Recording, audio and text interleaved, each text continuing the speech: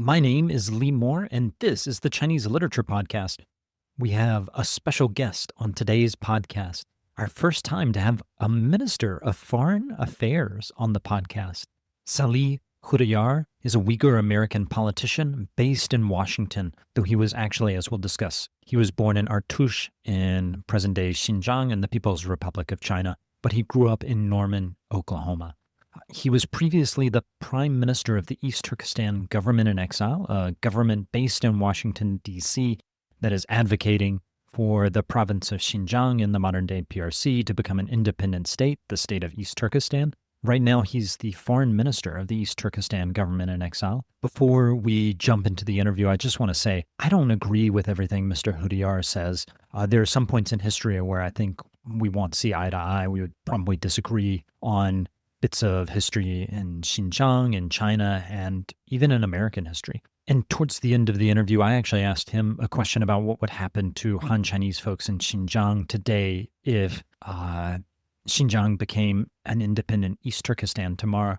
I traveled to Xinjiang in 2007, 2014. I met a ton of good Chinese folks who I really care about. That was why I asked the question, what would happen to them? That's of great concern to me. And I'll be honest, his answer left me worried about their fates in that scenario that he is working towards. That said, I believe very strongly in the value of freedom of speech. It's a profoundly important value to me. But beyond just those general principles, I want to defend this episode in terms of a very specific issue. I think that the Uyghurs have not been heard enough. I think Uyghur voices have not been out there in the media enough. And the destruction of the Uyghur people has largely been ignored in both the media and the broader public discourse. And that silent treatment that the Uyghurs have received has pissed me off. So when Mr. Hudayar reached out to me to talk about literature Uyghurs and what's happening in Xinjiang or East Turkestan, I said, heck yeah, I'd love to have you on the podcast, because I was doing my small part to make sure that silence stopped. Okay, so with that apologia made, I think we should get to the show. Here we go. Salih, welcome to the Chinese Literature Podcast. Thank you. On the podcast, I've talked a bit about the Uyghurs, and of course, the Uyghurs are widely discussed in the news. But could you tell the podcast listeners who aren't aware of who the Uyghurs are? Who are the Uyghurs? The Uyghurs are an ethnically Turkic people who are native to Central Asia, to East Turkestan.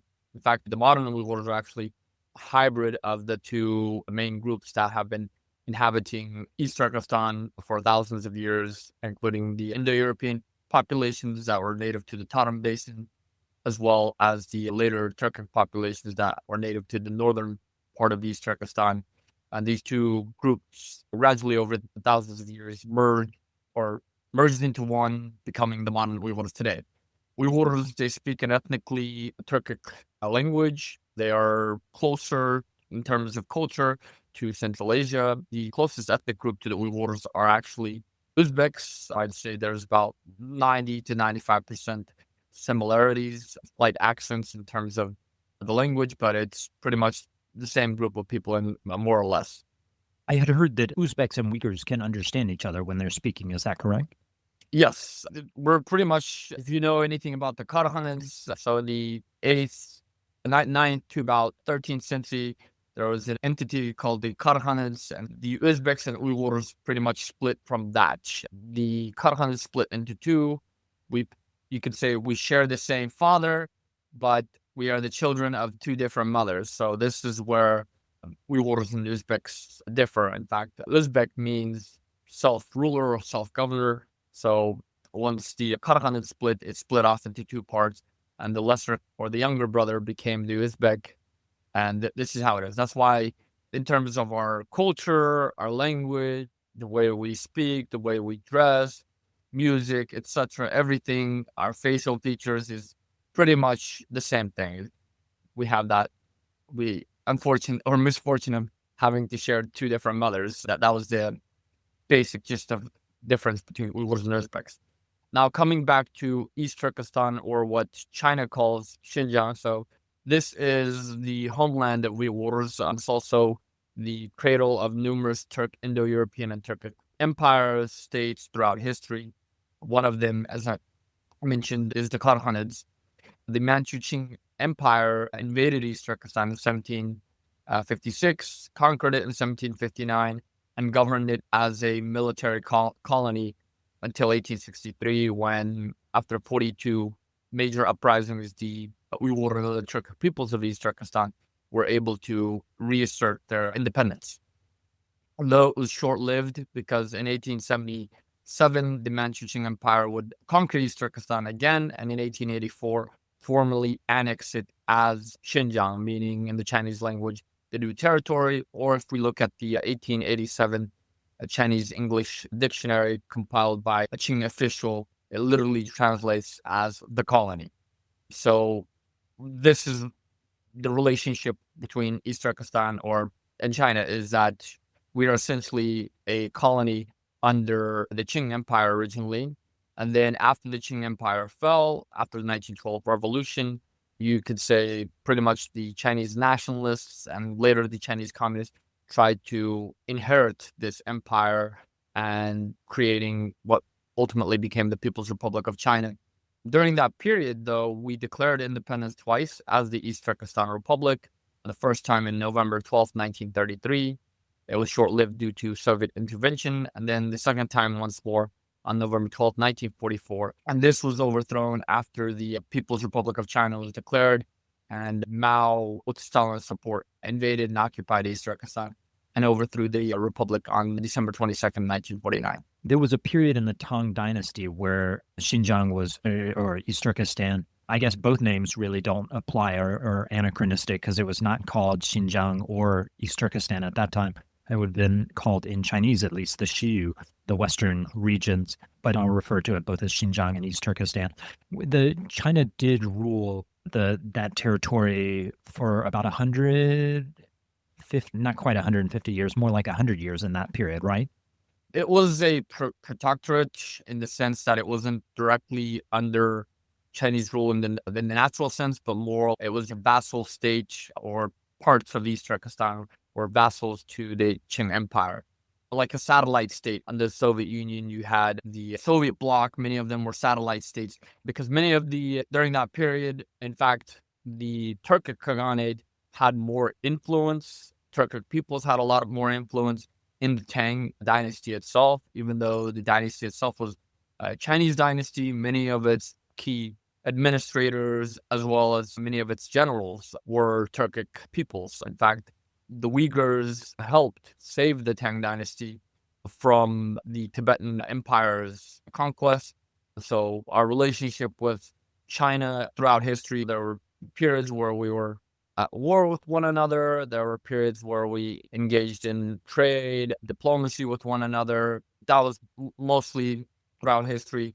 That was the interaction. And then there were brief periods where Chinese dynasties tried to exert influence, creating a protectorates and creating vassals in East Turkestan's various city-states, because at that time, East Turkestan wasn't a unified entity. There were many different kingdoms that were independent. Some kingdoms aligned with Chinese dynasties, whereas others aligned with other powers like the Huns, the Mongols, the Cook Turks, and so forth. You mentioned before that modern Uyghurs are a mixture of Indo-European residents of East Turkestan and the historical Uyghurs. And at that time that we're talking about in the Tang, my understanding is that the Uyghur Khaganate was based in Mongolia, and it's not until the 850s that they move into what is today Ishbalik, which is Beijing, I think, in Chinese, and Turpan. Is that correct? The Uyghur state is more based north of China, and it's not going to come together into what we think of today as Uyghurs until a good bit later. Is that right? The Uyghur Khaganate was actually successor of the Kuktur Khaganate, which itself emerged in northern East Turkestan before expanding all across from Korea to the eastern part, all the way till the Caspian Sea in its western parts. In fact, the name Turkestan, the first mention of the term Turkestan, was found in a Soviet document unearthed from Turpan in 639 CE. It's a contract, and it refers to the Turkic Khaganate as Turkestan and states that Turpan, that area, was part of that, which is widely known to everyone because the Turkic Khaganate itself was a confederation of all these Turkic-speaking peoples, tribes. And so the Uyghurs were one of those tribes. And so the Uyghurs, they essentially, one of the tribes overthrew another tribe in a coup d'etat. But when they declared the Uyghur Khaganate, they again, as a part of the tradition, reiterated that they are the successor to the Kök Turks. They paid tribute to the founders of the Kök Turk Khaganate. And the Uyghur tribes itself, they were made up, there was 9 Uyghur tribes. So some of the Uyghur tribes were based in Mongolia. Others were based in what is East Turkestan, in northern East Turkestan, as well as in the southwest. So when the Kök Turk Khaganate absolved the Uyghur Khaganate, ruled over much of East Turkestan as well, the northern part, the Tarim Basin area was like in flux. Parts of it was encroached by the Tibetans. Other parts of it became that protectorates under the Tang, and so it was like the power struggle for that era. When the Uyghur Khaganate fell in 840, they split into 3 different groups. The main branch ended up coming back into East Turkestan, into Turpan area. Another branch was in the Dunghan area, or Dukhan as we call it in the Uyghur, and present-day Gansu area, in the further south and further east towards China as well.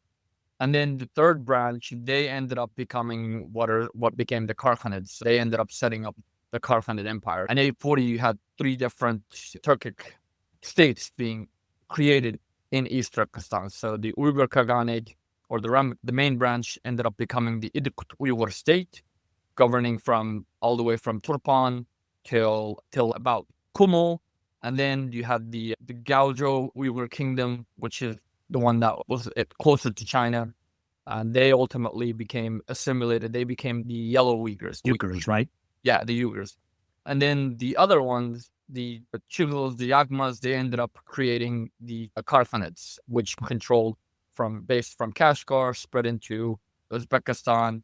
And then gradually, by the mid-11th century, they conquered much of the Tarim Basin, including the Kingdom of Khotan. So this was that relationship. So the Chinese, they like to claim that, the Uyghurs descended from Mongolia, or that the Uyghurs came from Mongolia. But that's partially true in the sense that some branches of the Uyghur Khaganate, some tribes did originate or were inhabiting Mongolia and then relocated to East Turkestan, whereas other sub-tribes were already in East Turkestan.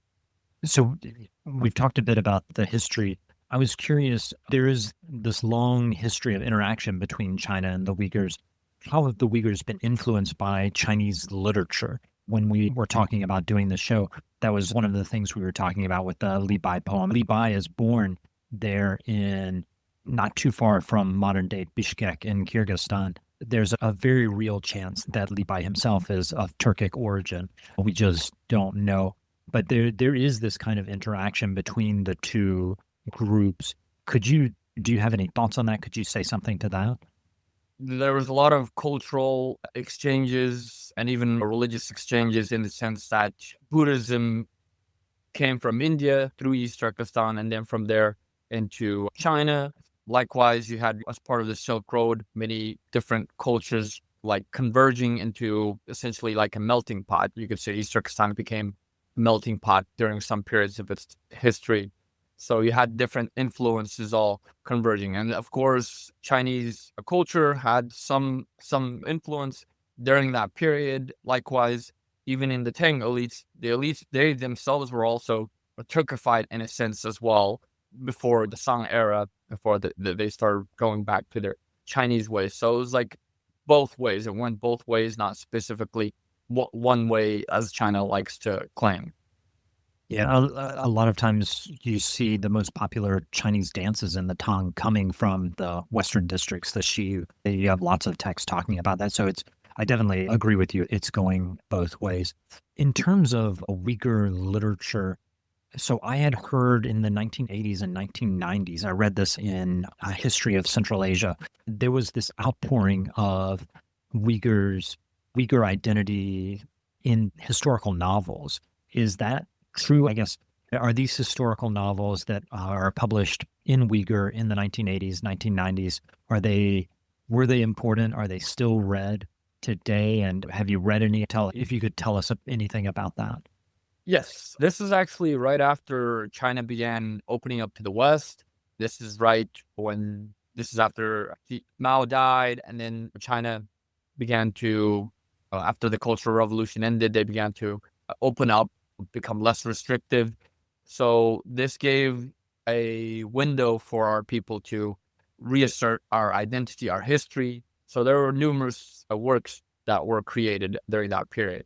The most seminal one was The Uyghurs, the book called The Uyghurs.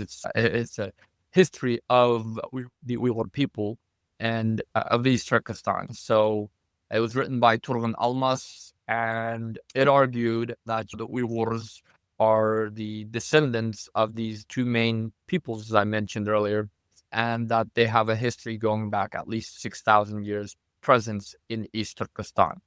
And in this book, Turgan Almas he makes the argument based on using China's own records, that Chinese texts, that these Uyghurs, the Chinese claims that they came from Mongolia. He said that's partially true if we look at one group of the Uyghurs that came from Mongolia, whereas the others, they actually were already there in East Turkestan because this was part of a confederation. And the Uyghurs themselves were essentially it was a coup d'etat that happened between the Turks and the Uyghurs. And so he built this connectivity, and this gave a little bit of rise in Uyghur nationalism. And of course, the Chinese government immediately banned the book because it went against their propaganda that the Uyghurs came from Mongolia and that Uyghurs are not the native inhabitants of East Turkestan, and that Uyghurs are actually not a Turkic people. They are part of the Chinese family, etc. All of this revisionist narrative.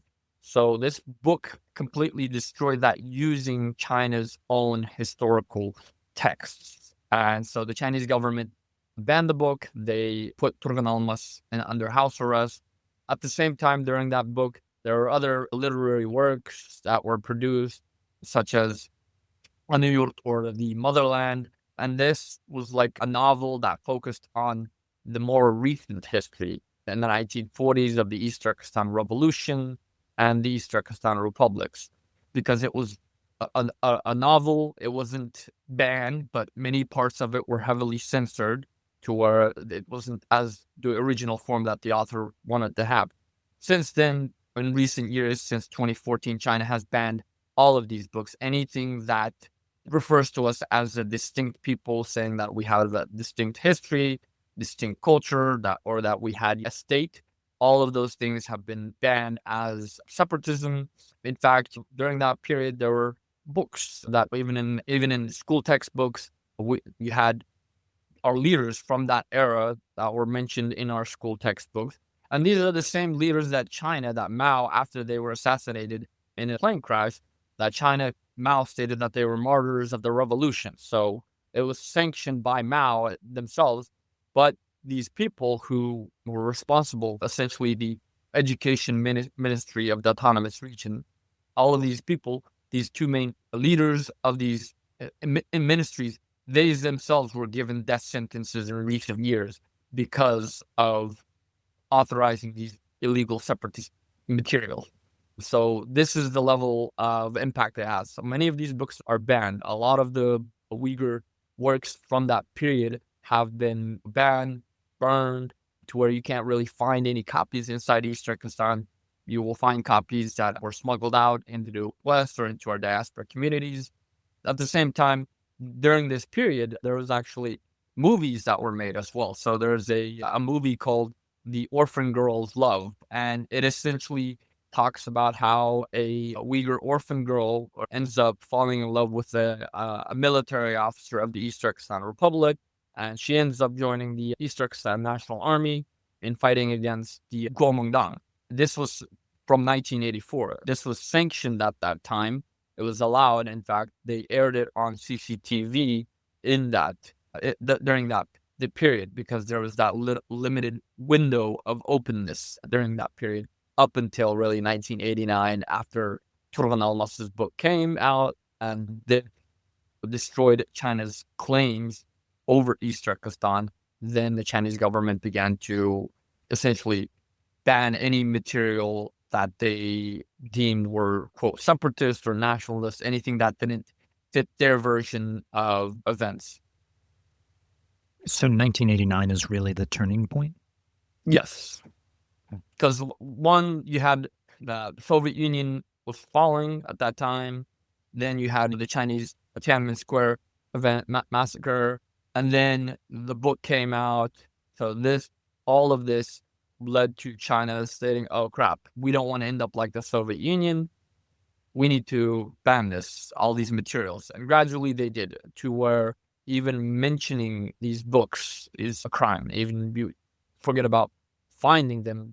If you reference it in itself, if you reference anything that is distinct, that shows that we are distinct from China in any way, that in itself is a crime itself, unfortunately. Is Turgan Almas's book, is it there in English translation, or is it just available in Uyghur? Right now, I believe it's in Uyghur. There's been translations done in Turkish. I don't think there's been a complete translation in English. There has been some chapters that have been translated into English, but the whole entire text, I don't believe there's a translation in English. I was going to ask you, what is the state of Uyghur literature today? And I think you already answered it by saying around 2014, am I correct? There was essentially a ban on any discussion of identity. What is it like? Are there people today in East Turkestan writing in Uyghur? What is the state of Uyghur literature right now? No, in fact, like all books, anything that again asserts any form of history, identity, anything that is not the Chinese government's narrative is banned. You can't even write about, even in songs, for example, you can't even sing songs that mention anything about our forefathers, that mention anything about our history, that mention anything about our religion, anything that is other than, even if, let's say, earlier last year, they banned several hundred songs. Many of them have nothing to do with our culture. I mean, nothing to do with our history and anything. But because they contain some word like Allah, like saying, "Oh, it's like a folk song and it has the word Allah in it," it's been banned. Or because we mentioned in it, this says, "Oh, our forefathers." There's one line that says forefathers, it's been banned. The whole entire song is banned because of that line. So this is the reality of the situation on the ground. So there's no books being written in Uyghur, other than if there are books being written, it's probably the Chinese government's propaganda or translations of Chinese government propaganda, but nothing new. There was a Nur Mehmet Yasin. He was a Uyghur writer who was imprisoned and killed. I believe he died in 2010 for his book he wrote in 2008 called Wild Pigeon. And in it, he talks about a wild pigeon that is held captive by humans and how that wild pigeon yearns to become free. And in it, doesn't mention anything about us, but the messaging of that in itself, that wild pigeon is the Uyghurs. The humans that are holding them captive is the Chinese government. And so because of that, anyone who reads it automatically, they'll think of that. It doesn't, for the Uyghurs, will think of that. That's the idea that comes to our head when we read this story. We're like, oh, I'm that wild pigeon. These humans are the Chinese. These captors are the Chinese. So because of that, they banned his book. They imprisoned him on charges of separatism or inciting separatism, and then he died in prison.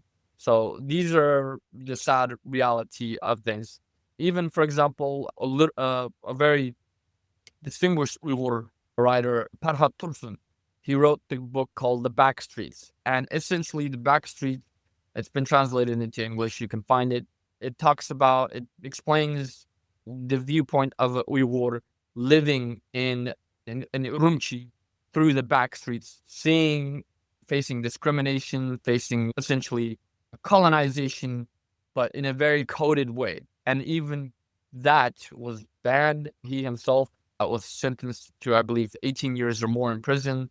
So these are the things. All of our historians, our literary intellectuals, all of them have been imprisoned. Even those who focus on like mundane aspects, nothing political, just on preserving our musical history, for example, or our basic way of life. Dr. Rahila Dawood, they also have been sentenced to prison. In fact, we recently discovered that she was given a life sentence, even though she did nothing to advocate for, quote, separatism or anything beyond what was sanctioned by the Chinese government at the time. So this is the sad reality of our people right now. So we're losing all of our intellectuals, all of our literary work, anything that shows that we are a different people, that we exist as a different people, all of that's being destroyed. In fact, China just recently adopted the ethnic unity law. And on paper, China's, oh, this is about transforming all of these different people and creating ethnic unity and creating a unified Chinese national identity, when in reality, it's about assimilating and destroying all aspects of non-Chinese identity that different people have. And this is not just limited to Uyghurs, but also Tibetan, Kazakhs, Mongols, etc. We haven't talked about one of the Uyghurs' most famous poets, Abdulkhalik Uyghur. He's very important for the emergence of this modern Uyghur identity. Can you talk about him, why he's important, and maybe say a little bit about his poetry? Yes, so Abdulkhalik Uyghur was a late 19th, early 20th century Uyghur poet. He's actually young. He's from Turpan originally. And so he wrote the famous poem called Wake Up, or Oygan Uyghur, Wake Up My Uyghur. And at that time, actually, the Uyghur name itself was being revived. So it was not common like before that. If you look at historical records prior to that, we didn't refer to ourselves as Uyghur. It was either as commonly, collectively, we were Turks or Eastern Turks, or we based off of whatever local city we were from. So if you were from Kashgar, you were a Kashgarlik. If you were from Atush, you were Atuşluk, stuff like this. So this modern awakening, national awakening movement happened starting in the early 20th century. And by the 1930s, revolution had erupted across East Turkestan. So during that period, Abdulkhalik Uyghur wrote this poem, Wake Up My Uyghur, warning us, trying to incite our people to join the revolution, to free ourselves from our captors, and warning that if we fail to wake up, if we fail to drive out essentially the invaders, then our situation would be very dire and we would be essentially eradicated. And that by the time we understood the meaning of this poem, it would be too late. And to this day, everyone reads this poem, everybody memorizes this poem, everybody knows his poem, but we don't actually implement the actual message from his poem, what he's actually stating. That poem, "Wake Up My Uyghur," my impression is that it can't be discussed today in Turban or wherever you're at, right? No, absolutely not. Chinese government obviously would state that in today's language, they would say that this is a extremist, terrorist, separatist material, and so they would absolutely outlaw that. In fact, during that era, Abdulkhalik Uyghur himself was executed by the Chinese warlords. Sheng Shi Cai, right? Yes. You mentioned Artush. You're from Artush, right? Yes. Artush has a special place in Uyghur history because Sadiq, one of the first Karakhanid rulers, is from there. Is that correct? Yes. Bughra, he was actually the third ruler of the Karakhanids. He was the one who embraced Islam, and because of him embracing Islam, we as a people began to become Muslim. He was the one that shifted us from, essentially at that time, I think we were Buddhist or we were shamanists. Different tribes had different religions, but he embraced Islam. And then with his conversion to Islam, this was when, after he became the Sultan or the Khan, a majority of the Khanate subjects converted to Islam as well. And so gradually he led the Islamification of East Turkestan, of the Uyghur people or the Turkic peoples as a whole, not just the Uyghurs, but other Turkic tribes as a whole. Islam entered the Turks through his actions. But another reason Atush is very prominent in East Turkestan's history, especially in the modern history, is one, Atush, we are like an outpost city. We're on the corner. We engage in trade. We interact with the outside world much more than others tend to do. Our national movements, in fact, our modernization movements, they started off as a intellectual movement in the 1880s, building modern Western style schools, not just the traditional madrasas that we had, but Western style schools that emerged in Atush to by the 1920s. They began to spread out across East Turkestan. And this was led by you could say, the father of our nation or the father of our national movement was essentially Abdulkadir Damallah. And he was a Jadidist. And a Jadidist is like a progressive, going away from the hardcore Islamist narrative to a progressive modernist, anti-colonial vision to modernize our people. So Abdulkadir Damallah, many of the revolutionaries or the people that would play an important role in our independence movement in the 1930s were his students. He himself was assassinated in 1924, but his students would go on to become the leaders of our independence movement and ultimately the leaders of our republic. Our first minister of East Turkestan, the East Turkestan Republic, was from Tush. A lot of the wealthy folks who contributed to this movement and the intellectual folks also came from Atush, both to the first East Turkestan Republic and the second East Turkestan Republic as well.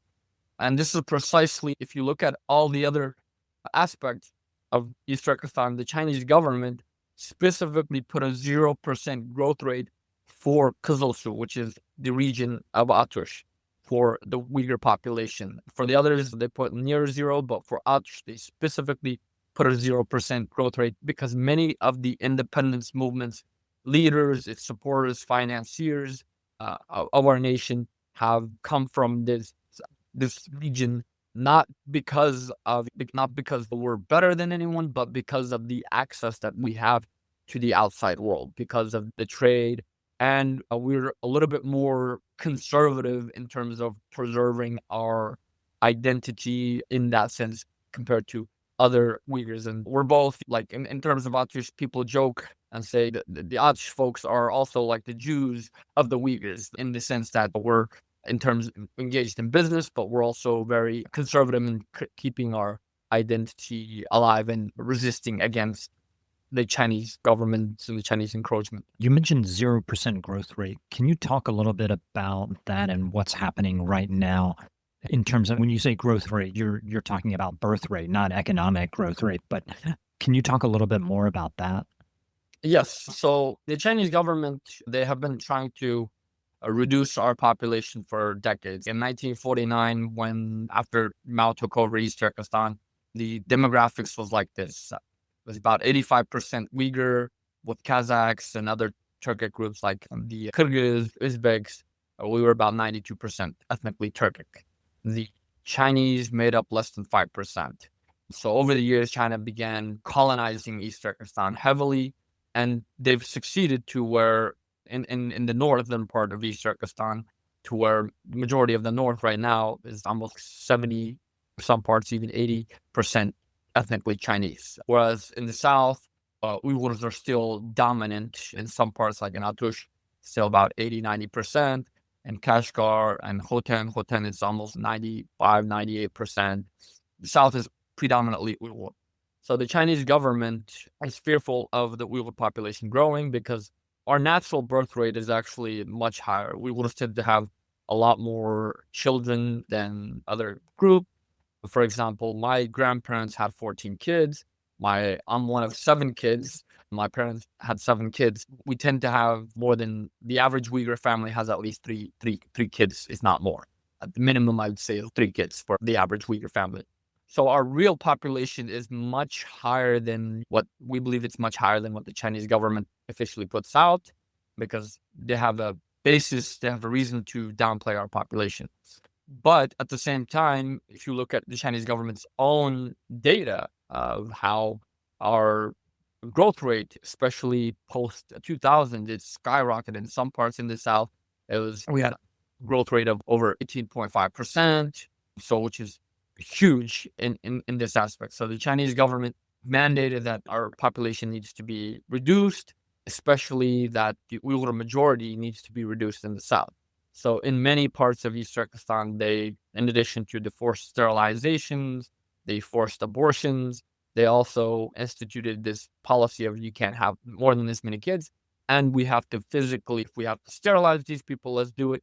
But we need to set up these growth rates. In many parts, it was 1%. In Kızılsu and Atush, they set it purposely to 0%. The only place where they set it to a 0% growth rate was Atush, oddly enough. And this has been achieved through forced birth control and forced abortions and forced sterilizations. Is that correct? Yes. The Chinese government itself, in the autonomous region in 2007, they announced that in the previous 3 decades that they had prevented the illegal births of 3.7 million ethnic minorities, meaning non-Chinese peoples, meaning the Uyghurs, Kazakhs, and other Turkic peoples in East Turkestan. That was significant. But even after that, there were over 300,000, 350,000 sterilization cases that were forcibly conducted by the Chinese government, much higher than any part of China itself.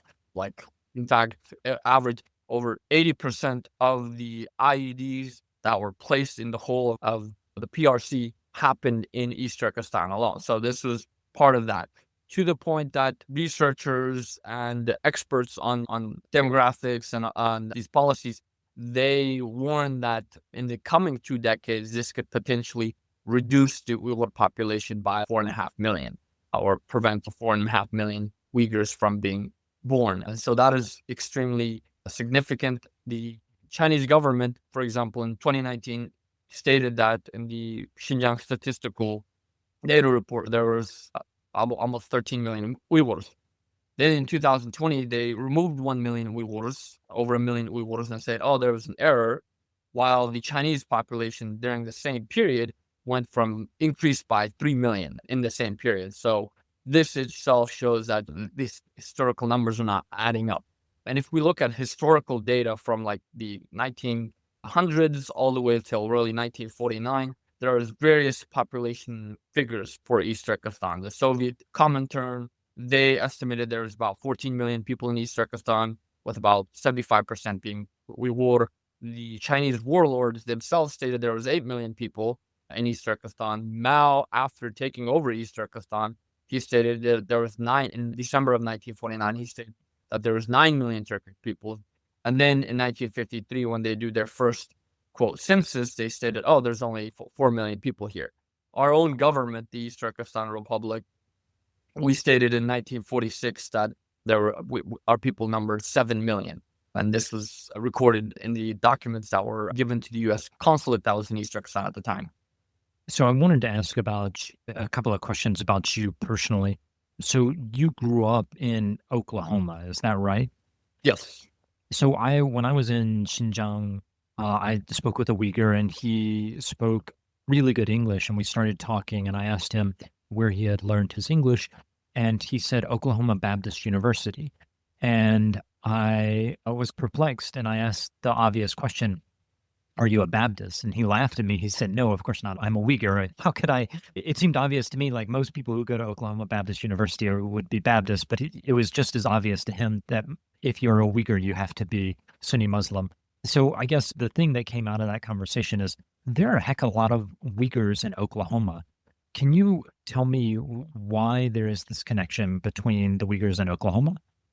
One, I think the first mention of Uyghurs in Oklahoma was in the memoir of Mehmet Rzabek, and he was a Uyghur from Turpan who left at a very young age in the 1930s, and then ended up in Turkey, became a Turkish military officer. And so he ended up being sent to Fort Sill Artillery School to train in Oklahoma. So he said, "Oh, this is just like back home." So that was like the very first mention of Oklahoma amongst the Uyghur people.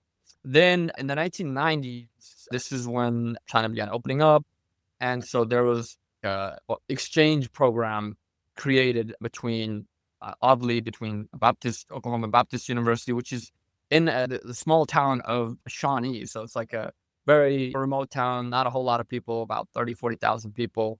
Oddly enough, that's how it ended up. These two schools, like Xinjiang University, and then they began doing an exchange or a sister program.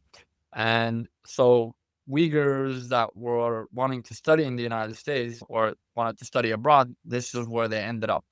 Prior to really the 1990s, there weren't really a lot of Uyghurs in the United States. In fact, there was like a handful, maybe 5, 10 Uyghurs, a couple of them that had been living here since the 1950s. When they fled, they ended up working for the U.S. government. So those were those types of Uyghurs. Other than that, Uyghurs didn't really come to the United States until 1990s. This is when Uyghurs coming into the United States as mostly students coming in to study in the United States. And so that's how the Shawnee or Oklahoma Baptist University became. And then once that happened, some of the people that ended up coming, they didn't go back. They ended up staying in the United States, didn't go back. And so anyone that wanted to come to the United States, the first thing was like, oh, who do I know in the United States? I know XYZ, and they live where? In Oklahoma. So you went and moved to Oklahoma to be closer to someone you do. And so that's how we ended up coming to Oklahoma as well. My father actually, he came to New York, but there was already some Uyghurs here in Oklahoma. And so they're like, come to Oklahoma. We have a small community here. It's much easier to live here than in New York. And so that's how my father ended up in Oklahoma. Then 2 years later, we ended up in Oklahoma. And right now, there's not a whole lot of Uyghurs in Oklahoma. Many of them have since dispersed across the various parts of the United States. Many of the Uyghurs that I originally knew in Oklahoma, they located to the Virginia area, some to Houston and so forth. But I think right now there's about 20 or 30 Uyghurs in all of Oklahoma, not a whole lot. Originally, when I first came, there was about 100 or so. In China, Uyghurs are considered Shaoshuminzu, like ethnic minorities. And in Oklahoma, you're there in this very interesting space in terms of American history. Norman's right on the border with an Indian reservation. Shawnee, Oklahoma Baptist University, Shawnee is, of course, an Indian name. Did that experience of the Uyghurs for that period in the 1990s, and I guess until whenever it ended, of being in Oklahoma, of being amongst America's ethnic minorities, did that change how Uyghurs thought about their own situation? Yes, it did. I'll give you my own personal take on this. I don't want to bash the United States for this, but what's been done is done. I don't want my people ending up like the Native Americans, because the Native Americans, the only thing that exists of them, and I'll be quite frankly about them, is their name only. They are Native American in name only. Everything else, culturally, linguistically, it's been eroded. In fact, even biologically, many of them are not even 100% Native American. They're mixed. They don't know any of their own actual languages. None of them have retained that. They have their little powwows every year where they dress up in their traditional clothes and dance, and that's it. That's the Native Americans for you. And you look at our situation now, that's exactly what China is trying to turn us into, where the only thing that they will allow for us to remain is, oh, you're Uyghur in name, but again, you're a Chinese Uyghur, you're part of China, and the singing and dancing, only to showcase to the world that Uyghur culture is still thriving, or Uyghurs are happy. Look at them, they're singing and dancing. This is the sad reality. Because when I visited the reservation, I actually wanted to see what it was like to be them. And even the older ones, I was talking to 89-year-old ones, and they don't know anything. Even forget about the ones my age. Even the ones in their 80s, 90s, they're like they knew a few words in their original language. And then you have the, what is it? The On the TV, they have the stereotypes, yeah, that Native Americans are this way, that way, that they're either drunks or lazy, stuff like that. Unfortunately, from my own experience, I don't want to disrespect them, but it was not like a stereotype. It was, sadly, that was a reality. And that is why, like, I became, oh crap, this is where we are heading towards. This is destruction we're going to face. Native Americans are not ever going to be independent again, even if they tried. Even if they tried to revive their tongue, language, it's never going to happen. They'll still exist under the, oh, I'm Native American. You have like half white or even 3/4 white guys claiming they're Native American. That's it. This is the aspect of them, their culture surviving, is that it's just a facade of what existed. Everything else has died. It ceased to exist. And that is what our people are heading towards. If for us, why we have to strive for independence is for our survival. If not, we won't exist. There is no way we will survive as a people. Because if this continues, already they're killing off a lot of our people. They're sterilizing them. Our older generations, they're going to die. Our children, over 1 million of them, have been taken up into state-run orphanages and boarding schools to become Chinese, to where any aspect of their identity is eroded, to where when they grow up as adults, they're going to identify as Chinese. Sure, they might say, oh, I'm a Uyghur, but they won't have anything Uyghur left about them. That's the thing. Their name Uyghur might exist, and then their children, the next generation, they're going to intermix with the Chinese, because this is what the Chinese are already starting to do. And they're going to cease to exist, to where in 2-3 decades, we will become a very small minority, and to where even the fake autonomy, the name autonomous region, the Chinese will take even that away, because there won't be any purpose to keep it anymore. To where if we do exist, they'll exist on small reservations, and again, limited to that powwow singing and dancing, and that's it. If not, they're going to be a bunch of drunks, etc., whatever, which we're already seeing in our country. Drugs have become rampant, and this is not something that is by accident. It's not something by our own choice. It's how colonial powers historically have always used it as a tool to subjugate people that they're trying to subjugate. So this is the sad reality. And I really don't want to get in criticize the U.S. on this. What's done is done, but I don't want that for my people. That's interesting, the connection you make there between what you saw and the situation back in your homeland. You mentioned y'all want to form an independent state. How do you see that happening? I talked to several people about this interview, and they said, nice idea, but it's just a pie in the sky. It's not going to happen. We're going to be honest. It's not easy. It's not going to happen on if we just leave it up to us, it's not going to happen. We're not going to be able to do this alone. But we are living in a situation right now in the global community where you're about to have a clash of empires. We're already in this clash, you could say. It hasn't got into the full confrontation mode, but it's inevitably going to end up in that direction. And this is precisely why China went from slow motion colonization and assimilation to we have to wipe these people out, is because China is worried about that possibility. In 2009, at China's National Defense University, a Chinese People's Liberation Army Air Force colonel named Dai Shu, he later became a general and the head of the university, he gave a 2.5-hour, almost 3-hour lecture on the future war between the United States and China over Taiwan. And he stated that there is one thing. He stated the Chinese have the capabilities to take over Taiwan. He said, but there's one pressing issue that is preventing them from doing so. And he said that is the East Turkestan problem. And he said people might find this shocking, but he said, look, if we are going to invade Taiwan, the U.S. is going to set up a blockade in the Strait of Malacca. So we're going to have a hard time conducting trade. We're going to have a hard time getting those resources, those oil, and all these things that we need to sustain this war. So we need another route. So how are we going to evade that? An overland. But we have to do that through overland. Where is that overland? How are we going to reach the Middle East to other places? We have to do it through East Turkestan, or what he calls Xinjiang. And he said, but if we were to prematurely get into a conflict without resolving this issue first, the US could easily arm 300,000 to 500,000 Uyghurs overnight, and they would cut off our west-east pipelines. Because all that oil that's coming from Central Asia, the natural gas, even the oil and natural gas coming from East Turkestan, it goes through East Turkestan.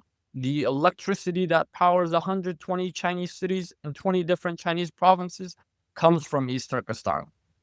The cornerstone of China's Belt and Road Initiative is literally East Turkestan. That's why in 2013, when Xi Jinping unveiled the Belt and Road Initiative, the very next year is when they started the genocide. In fact, tomorrow, May 23rd, marks the 12th anniversary of China launching the People's War Against Terrorism, or the Strike Hard campaign against violent terrorism, the euphemism for this ongoing genocide. And Dai Shu, in that video, in that lecture, you can find it online on YouTube, to convince the international community, he said, we're going to have to take serious measures to resolve this. But to convince the international community, we're going to have to play it off as fighting against terrorism. And he said, of course, we know that's not the truth, because it's not the truth, but this is what we're going to do. This is what we need to do. Before that, we cannot, before resolving this problem, we can't even look at Taiwan. So what has China been doing? One, the Belt and Road Initiative, immediately mass internment, mass enslavement of our people. Thousands of our people, our young people, especially those people are saying, like, oh, if Uyghurs had fought, hundreds of thousands of them would have died.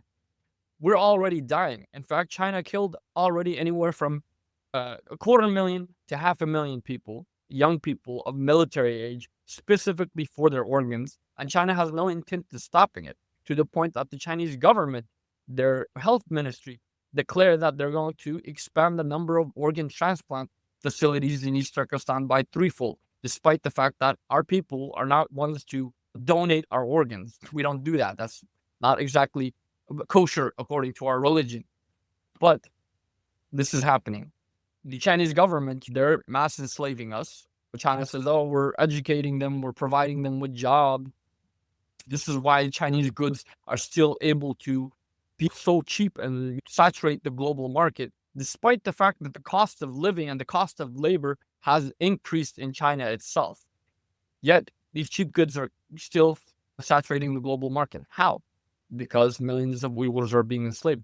The UN earlier this year in January, UN experts warned that China's mass forced labor of Uyghurs constitutes, or may constitute, as enslavement as a crimes against humanity.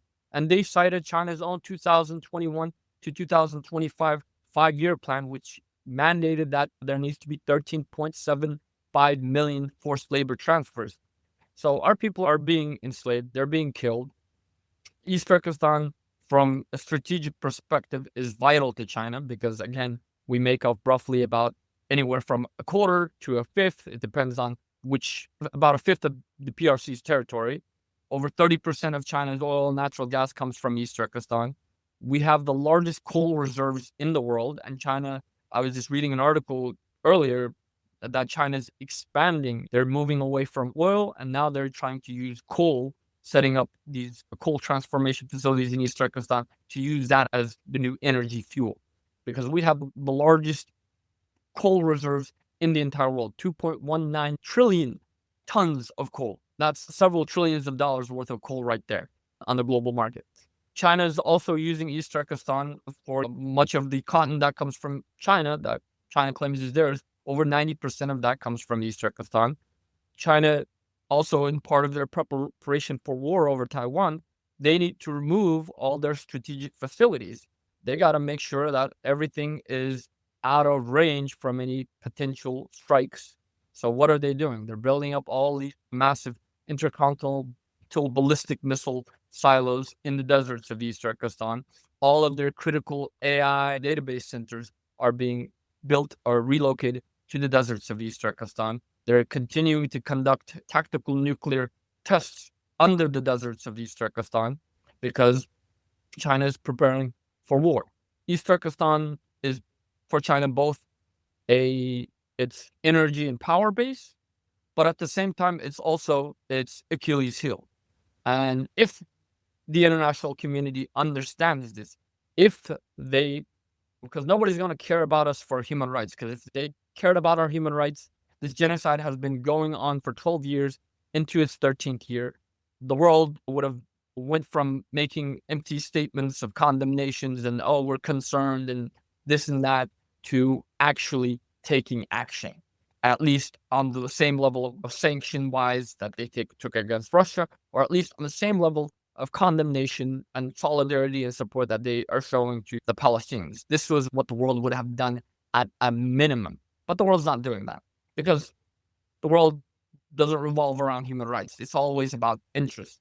So the only chance where we have a possibility to free ourselves is if the international community, precisely the enemies of China, if they give what China actually fears, if they turn China's fear, its nightmare, into a reality. But even that, the window of opportunity is closing on us fast because of the rapid colonization, the rapid decline of our population, the killings. The window of opportunity is fast. But if China finishes off East Turkestan, then it will be free to expand further. And this is why the Belt and Road is not just about evading a potential Strait of Malacca crisis, but it's about setting the stage for future expansion. The Chinese are very strategic at this, and that's why they're not going to go to war. Many people are like, oh, they're going to invade Taiwan, they're going to do this, they're going to do that.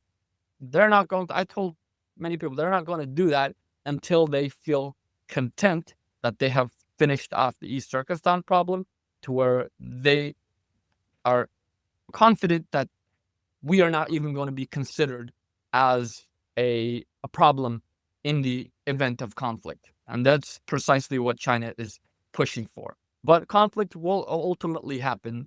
But if it doesn't happen, for many people want to avoid conflict, but for us, if a greater conflict happens, that's our only way out. That is our only way to survive. If not, we are going to cease to exist. The most best case scenario is we end up like the Native Americans. We go from 90%, over 90% in 1949 to right now we're about 55%. If this continues for another 2 decades, we'll be reduced to about 20, 30%. And even if the world comes together and like, oh, we really want to help the Uyghurs now, we feel ready, it's going to be too late. And that's what China is betting on, hoping that they can continue to delay the international community from taking any form of meaningful action in that sense. But if conflict does happen, there's a way out for us. And this is the best way to actually stop an expansion as China. Because again, we are the Achilles heel. And unlike other groups, like the Tibetans, we have a larger population, both inside East Turkestan and in the diaspora. And we have a willingness to resist. And that's what's kept us alive so far since 1949 till now, is the fact that we refused to be subjugated willingly. And so that's what has preserved us as a nation. But now, with no means to even keep our basic identity alive, we're left with 2 options. If we are helped by the international community, we fight, we have a chance to survive. If we don't, by the end of this century, there will be nothing called a Uyghur left. You mentioned that 42 or 43% of your homeland is Han Chinese. Let's say today the East Turkestan Republic was declared and y'all got independence. What would happen to the 42 or 43% of Han Chinese who are resident there? A majority of them would flee. As soon as violent or anything erupts on the ground, they're going to flee. This has been the case over the past 100 years. Every time there was a major uprising, they fled. Even in 2009, the Urumqi massacre, or as the Chinese call it, the Urumqi riots, the Chinese civilians, the colonists, they were fleeing in mass to the point that the government had to force them to stay, to close off the train line and force them to stay because of that, just because of a mass protest. Many of them are gonna leave because they know that they're not going to be able to coexist with us, knowing that for the past 7 decades, they've been essentially colonizing us. For the past decade, they've been complicit in this genocide against us. The few ones that do remain, it's going to be like how Algeria, after 132 years of French occupation, even Algeria gained its independence, and over 95% of the French colonists, they left. The remaining 5%, they became integrated. Those that were willing, that wanted to stay, they became integrated into society. Even in worst case scenario, it'll be like Kazakhstan, Central Asia, Uzbekistan, where again, you'll have a large portion of in their case, large portion of the Russian population left. And the ones that did stay, they ended up becoming integrated. So that's reality what's going to happen based on historical precedents. Even when China was occupied by Japan during the 1930s, there was about over 1 million, almost 2 million Japanese colonists in China. All of them were repatriated back to Japan. So that is most likely the scenario that's going to play out. I don't think we're going to even have to do anything on force. I think they're going to want to leave on their own because they won't have the Chinese military there to protect them. So just because of that protection, the fear that our people might harm them will cause many of them to leave in itself. Those are all the questions that I had. Is there anything that I should have asked but didn't? As far as what people can do, I think one is to learn about this issue. The situation in East Turkestan is the worst case of colonialism and demographic settler colonialism in the modern era. In fact, we're being replaced in the past century. You won't find anything far worse than this. The rate that we're being replaced, what China is doing is not just genocide, but it's colonialism. And genocide is the final tool that China is using. In that end, the East Turkestan Government-in-Exile, we formally filed a petition to the UN Decolonization Committee, urging the UN to designate us as a non-self-governing territory and to implement the UN Declaration on Granting Independence to Colonial Peoples and Countries. Because there are territories that have 47 people that are listed as a non-self-governing territory that are demanding independence. We're over here with tens of millions of people. We are the worst case of colonization in the modern era. No matter what China says, it can't hide the fact that what it's doing is colonialism, what it's doing is genocide. The human rights only narrative has failed us utterly because every time, what does China say? This is my internal affairs. You're interfering with my internal affairs. Your country has human rights problems as well. You did this, you did that as well. And so China uses this to escape accountability. We tried the legal route as well. We filed 5 dossiers of evidence to the International Criminal Court, the court that is supposed to uphold justice to prevent and punish the crime of genocide. Yet, the court has so far failed to open an investigation. There is no worse genocide than ours at this period. Many people might argue, others are facing this, others are facing that. Others have the ability to resist. Others have the ability to even say that I'm XYZ. Our people, we don't have that. Others have the international media, they're covering them. Our people, if journalists come, we can't even dare look at them out of fear of what will happen to us or for our families, to where we're just completely silent, to where we can't say anything about what's happening to us, what's going on. And China is just effectively able to continue this with impunity. So for us, the only solution is decolonization and independence. That's the only way for us to survive as a people.